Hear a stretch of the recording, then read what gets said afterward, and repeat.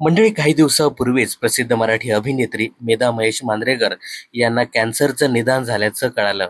कॅन्सरवरचा त्यांचा पहिला टप्पा यशस्वीरित्या पूर्ण झाल्यानंतर या काळात त्यांना ज्या ज्या लोकांची साथ लाभली, मदत केली, त्या सर्वांचे आभार मानण्यासाठी अभिनेत्रीने सोशल मीडियावर पोस्ट केल्यानंतर सर्वांनाच मोठा धक्का बसला होता. अशातच आता आणखी एका प्रसिद्ध मराठी अभिनेत्रीने कॅन्सरला यशस्वी झुंज दिली आहे असं समजतंय.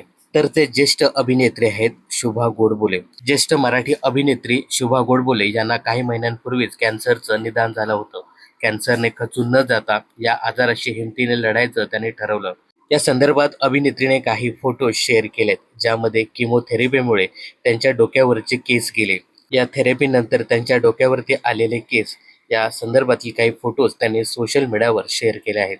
हे बदल त्यांनी सकारात्मकपणे स्वीकारले आणि हसत हसत संकटाशी दोन हात केले.